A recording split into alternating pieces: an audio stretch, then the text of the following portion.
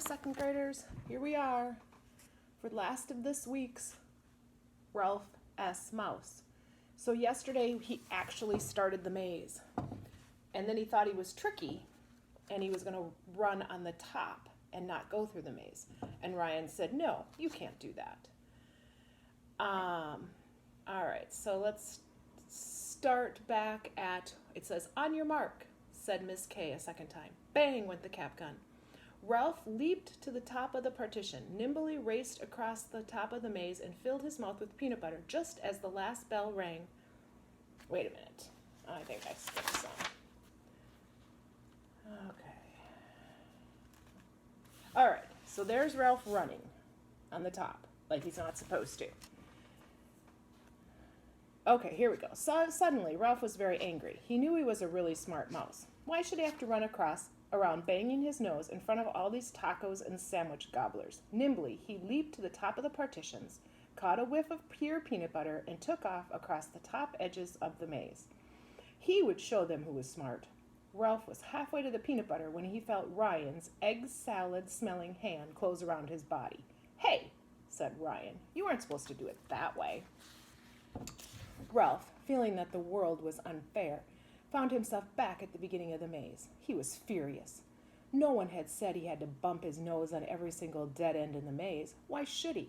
The object was to reach the peanut butter as fast as possible. On your mark, said Miss K a second time.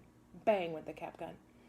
Ralph leaped to the top of the partition, nimbly raced across the top of the maze, and filled his mouth with peanut butter just as the last bell rang and the room mother began to pass out bags of popcorn. Ryan picked up Ralph and poked him into his shirt pocket. I told you that wasn't the way you were supposed to do it. He sounded disgruntled. Ralph, who was unable to defend himself when his jaws were stuck with peanut butter, felt Ryan was most unjust. Class, I wish we had more time, said Miss K, as her pupils crunched popcorn and scrambled for their wraps. Time and school buses waited for no one. Hey, Melissa, said Ryan, how come you're taking your boots home? Because my mother says I can't watch TV all weekend if I don't, answered Melissa. Ralph struggled to free his jaws. Would he get his motorcycle back or wouldn't he? He had to know. Ralph, dumb mouse, said Brad. Just because you don't have a mouse. Ryan sounded angry as he slid his arms into his parka. You're jealous. That's what you are. Who wants a smelly old mouse? Scoffed Brad. You stink, and so does Ralph D. Mouse. You shut up, said Ryan. Make me, said Brad. Ralph was terrified by the sound of scuffling. With great effort, he freed his jaws and managed a muffled squeak. Me, I'm here in your pocket. Don't let him hit me. His voice was smothered by the parka so that no one could hear him, but Ryan must have remembered.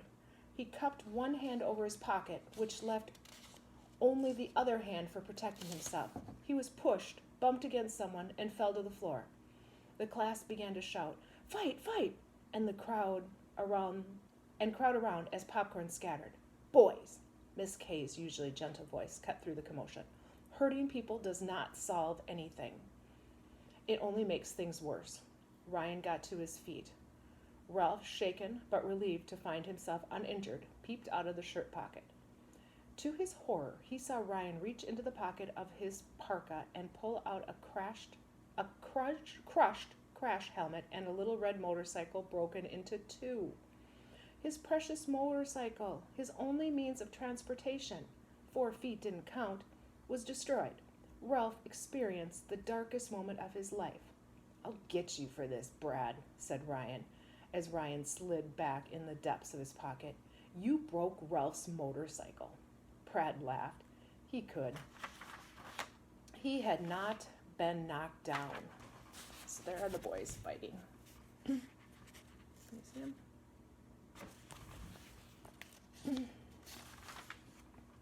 What do you mean, Ralph's motorcycle? Boys, that's enough, said Miss K. Hurry along, Ryan, or you'll miss your bus. In the hall, Ralph emerged from a pocket to comfort Ryan. Now see what you've done because you wouldn't give me back my motorcycle? You've gone and wrecked it. Ryan, flushed and humiliated, turned on his friend. I don't care if your motorcycle is broken, he informed Ralph. Serves you right for not doing what you were supposed to. I never should have brought you to school in the first place. See what happened because I tried to be Mr. Nice Guy? Some nice guy, said Ralph with a tiny snarl. Wouldn't even let me have my own motorcycle. And now look at it. Busted. Well, I've had enough. I'm getting out of here. And with that declaration, Ralph climbed out of Ryan's pocket, ran down his jeans, jumped to the floor, dodging waffle stompers and boots as he fled. Hey, watch it, called Ryan. Don't get stepped on. He turned and ran for his bus. Ralph dodged feet until he was safe against the wall where no one would step on him or even notice him in the crowd. As soon as all the children had left, he made his way to the library without bothering to nibble any of the popcorn squashed on the floor. The torn book bag in which he had enjoyed such comfortable naps was gone, but he found a fresh bag, gnawed a hole in the brown paper, and crawled into the soft, ready, chewed stuffing. How good it felt, warm, cozy, and comforting after all he'd been through this terrible afternoon. In the hallway, Mr. Costa was sweeping up popcorn with his broad broom while his transistor radio sang a sorrowful song about a broken-hearted man trying to hitch a ride on a lonely stretch of highway while coyotes howled in the night.